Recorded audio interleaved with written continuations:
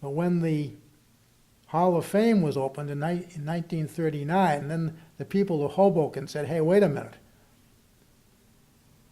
Credit's going to the wrong place. We were where it all began. So they put up a memorial marker and got some stories written for the papers and so forth about where baseball had really been born.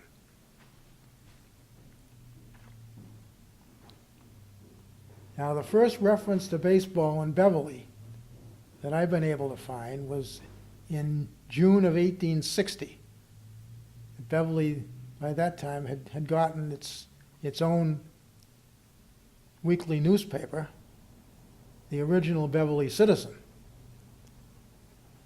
And in June of 1860, the Citizen reported the following. At a meeting held on Thursday evening, June 7, several young men of this town, a club was formed for the purpose of playing baseball under the name of Magnolia Baseball Club. And the following officers were chosen for the present season. President George H. Stickney, Vice President Hervey Lunt, Secretary Andrew Eaton, Jr., Treasurer Augustus Stevens. Then this is rather interesting. The club have adopted the Massachusetts method of playing the game and meet every evening at 6 o'clock on the Common. So even though the New York rules had been around for 2 years, the Beverly boys were still sticking to the old Massachusetts rules. Now, out of those officers, there's a little discrepancy with the middle initial, but the George Stickney, who was the president, may have been the man who became a physician in Beverly, and Hervey Lunt had a real estate business here for many years, and Augustus Stevens was the cashier of the Beverly National Bank. So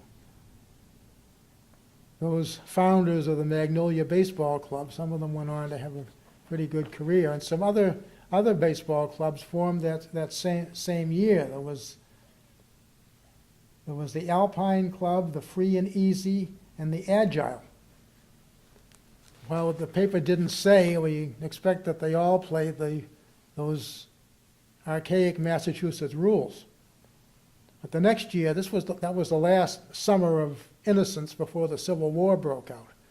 And the Civil War really spread baseball around because the soldiers played games in the camps, and people from states that hadn't been exposed to it were and brought it home with them. And when the war was over, the Massachusetts game was a memory. Because by 1866,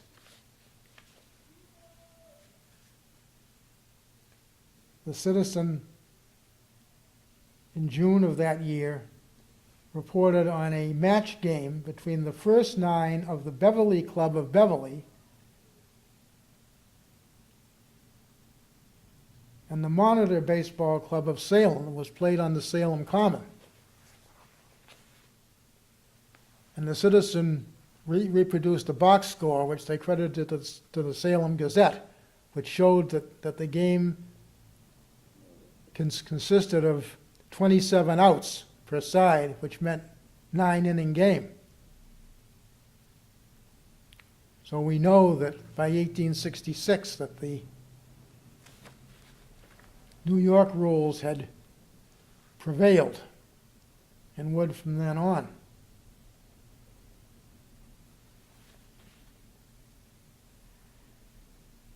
And baseball just grew from there. So kids played it and young men played it. And by the early 1900s, Beverly had a semi-pro club that played its games at Peabody's Field.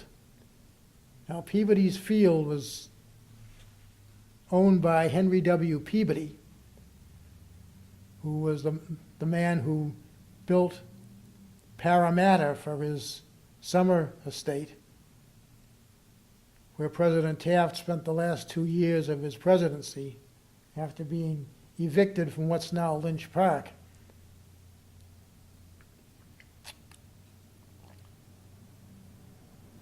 And he owned this open space of 12 to 15 acres near the Montserrat Depot between Essex Street and Odell Avenue. And he allowed the town of the city of Beverly to put a baseball field there. It had a grandstand and obviously a fence around it. And the Beverly Semi-Pro Club, they charged 25 cents admission to games, which was an hour's pay for a working man back then. And they were really very popular. They weren't in any kind of a league, but they played wherever any games that their manager, Dick Madden, T. Richard Madden, could arrange. Madden lived on Wallace Street. His father worked for the Boston and Maine Railroad. But Madden worked for the Submarine Signal Company in Boston. And that was a company that invented sonar for marine navigation.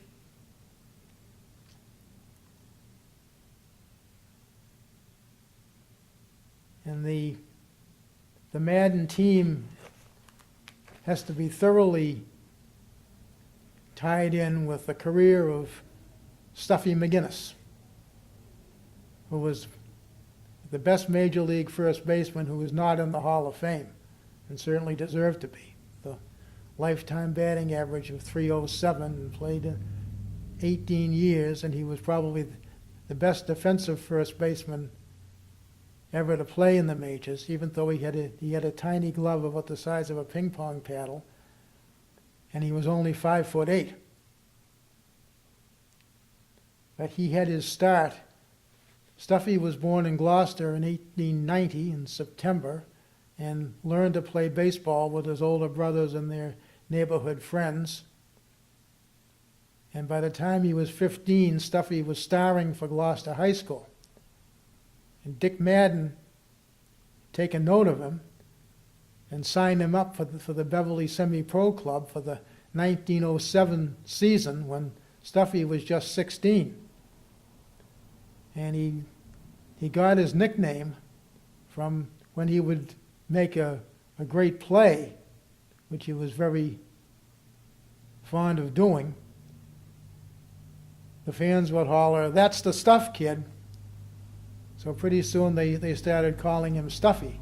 And all his life he was Stuffy. And when he was named baseball coach at Harvard in 1949, when he got his players together for their first meeting, and the boys were wondering, what should we call you? Should we call you Coach? Should we call you Mr. McGinnis? His answer was, "Just call me Stuffy." So Stuffy at 16 was really making a name for himself with the Beverly team. And there were some very interesting games played that year that he was involved in.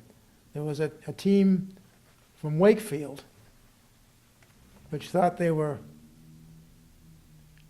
really first class.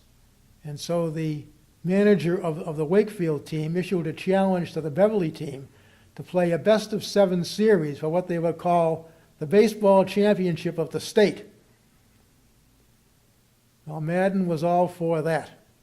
So they started playing, and by the fourth game, which was to be played in Wakefield, the interest was so high that Madden, possibly through his father, who was a railroad man, chartered a special train to take the Beverly fans to Wakefield. Not an easy thing to do because the two communities are on different rail lines. But back then there was a way to do it. There was because of the old Salem Tunnel, the bore was so low that many freight cars couldn't fit through it. So freight that was going north of Salem had to travel over what they call the high car line, which went off the Haverhill line at Wakefield Junction and then traveled through Linfield to West Peabody and then on to Northey Point and Salem. So I'm sure that this chartered train must have left Beverly Station with a crowd on board and gone off in Northey Point and gone over the high car line into Wakefield, where they could then turn the engine and be ready to come back when the game was over. Now, unfortunately, the Beverly Times the game was played on a Saturday. The Beverly Times for that Monday is missing from the roll of microfilm at the public library, so we don't know how many people went on this train trip. But the Citizen the following Saturday reported that the Wakefield team won. And after 6 games had been played, the two teams were tied 3-3. And I can find no evidence of the 7th game ever being played, whether they couldn't agree on a time or place, or whether what happened, we don't know. Maybe they just decided they were so evenly matched to call themselves co-champions. But they could find no evidence of the 7th game. But there were some other interesting games played that already the rivalry was developing between Beverly and Salem. So the Beverly and Salem teams arranged a best-of-3 series. First game was played over at the Bridge Street grounds in Salem. Then they moved it to Beverly. And at that time, there was no compunction about using what they call ringers. In big games, the managers of the team would import a player from out of town, especially a pitcher, to come in and other things. So this is one of the things that Madden did. But before the third and deciding game, a big scandal broke out with Madden at the middle of it. That the papers reported the merchants in the two towns had pitched in to have a $100 pot of money that was to go to the winning team. And the scandal broke out when it was charged that Madden actually owned the Salem team as well, so that meaning that the money was safe no matter who won. Well, Madden had to put out a statement to the paper saying that any allegation that I have any interest in the Salem club is a falsehood.